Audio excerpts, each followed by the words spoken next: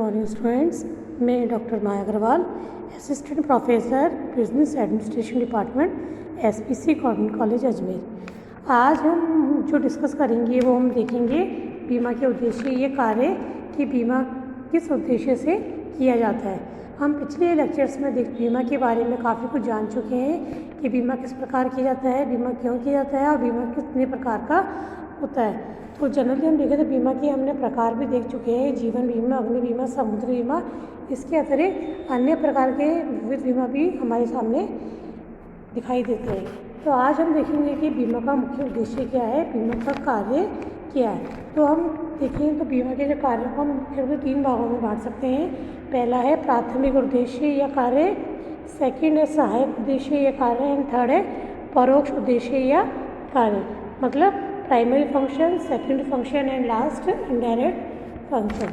तो अब हम बात करते हैं बीमा के प्राथमिक उद्देश्य। प्राथमिक उद्देश्य में वे सभी कार्य शामिल हो जाएंगे जो कि मुख्य रूप से बीमा करने के लिए किए जाते हैं। तो सर्वप्रथम हम देखें तो बीमा का मुख्य कार्य क्या है, जोखिम के विरुद्ध निश्चितता प्रदान करना।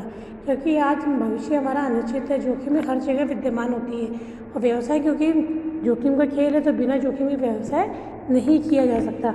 तो ऐसी स्थिति में बीमा करवाकर व्यक्ति को जोखिम के विरुद्ध निश्चितता प्रदान करने के माध्यम बीमा माना गया है। इसी तरह से अगर हम देखें तो सुरक्षा प्रदान करना, यह भी बीमा का एक महत्वपूर्ण कार्य माना गया है। क्योंकि बीमा जो उद्देश्य लिए किया जाता है उसमें बीमा सुरक्षा हमें मिलती है। किस प्रकार मिलती है कि बीमा करवा लेने से हम भविष्य में होने वाली आर्थिक हानि से बच सकते हैं। या जीवन बीमा है या दुर्घटना बीमा है, किसी प्रकार का जब हम बीमा करवाते हैं तो उसमें विषय वस्तु को हानि होने पर हमें आर्थिक सुरक्षा बीमा के द्वारा प्राप्त हो जाती है। इसी प्रकार की अगले क्रम में हम देखिए जोखिम को बांटना या फैलाना। बीमा को जोखिम को बांटना या फैलाने का माध्यम माना गया है। क्यों माना गया है? क्योंकि बीमा में कुछ व्यक्ति मिलकर अपने जोखिम का बीमा करवाते हैं और एक कोष में अपना अंशदान देते हैं। तो इस कारण बीमा की जोखिमें सदस्यों में बढ़ जाती है। इसी प्रकार से हम देखें तो बीमा के द्वारा व्यक्ति को जोखिम का मूल्यांकन किया जाता है कि जोखिम भावी ये तो पता है कि जोखिम हर जगह विद्यमान है, लेकिन कितनी जोखिम है इसका मूल्यांकन बीमा कंपनियां जो है पूर्वानुमान कुछ सीमा तक लगा लेती है। तो जोखिम का मूल्यांकन के उपरांत बीमा की प्रीमियम तय की जाती है और उसी के हिसाब से व्यक्ति को प्रीमियम देते हुए बीमा किया जाता है। इसी प्रकार से अगर हम देखें सहायक उद्देश्य के अंदर, तो सहायक उद्देश्य में हम देखें तो देश में पूंजी निर्माण को बढ़ावा मिलता है। क्योंकि जो बीमा में जो फंड एकत्रित होता है तो बीमा कंपनियां उस पैसे को पूंजी का विनियोग के रूप में लगाती है। उससे क्या होता है, देश में अतिरिक्त पूंजी की आवश्यकता से मुक्ति मिलती है। इसी तरह से हम देखिए सहायक रूप से तो बीमा बहुत सहायक से होता है। तो वृहद उपक्रम यानी जो लार्ज स्केल पर इंडस्ट्री चलती है उनके डेवलपमेंट में भी बीमा महत्वपूर्ण भूमिका निभा रहा है। कैसे किस प्रकार निभा रहा है? क्योंकि जो पूंजी होती है उसका इन्वेस्टमेंट बड़े बड़े उद्योग धंधों में किया जाता है, उस देश का आर्थिक विकास होता है।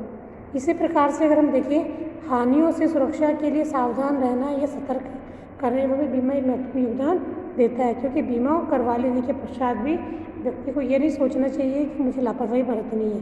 बीमा करने के उपरांत भी उसे हर तरह से सतर्क रहना चाहिए, क्योंकि हानि कभी भी हो सकती है। क्योंकि जितनी लापरवाही वो बरतेगा उसकी प्रीमियम उस हिसाब से प्रभावित होगी। क्योंकि जो बीमा कंपनी है प्रीमियम जोखिम की मात्रा के हिसाब से ही तय करती है। तो इस प्रकार से ये बीमा का एक सहायक कार्य माना गया है। इसी प्रकार अगर हम देखें तो परोक्ष में इनडायरेक्ट कार्य, तो इनडायरेक्ट रूप से बीमा सहयोग करता है देश में। तो अगर हम देखें तो देश की सरकार व उद्योग धंधों को जो पैसा मिलता है, जो पूंजी मिलती है, वो बीमा कंपनियां उसमें काफ़ी योगदान देती है। इसी प्रकार से अगर हम देखें तो बीमा जो है बचत को प्रोत्साहन देता है। किस प्रकार देता है? क्योंकि अगर हम देखें तो जीवन बीमा एक तरह से विनियोग भी माना जाता है। क्यों माना जाता है?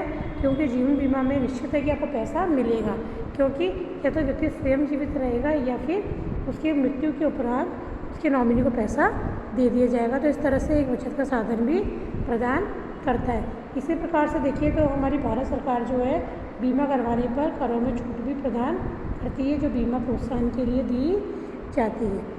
इसी प्रकार से अगर हम देखें तो देश में सामाजिक सुरक्षा का जो चल रहा है हमारा कि सामाजिक सुरक्षा व्यक्ति को मिलनी चाहिए, तो बीमा सामाजिक सुरक्षा में भी महत्वपूर्ण योगदान देती है।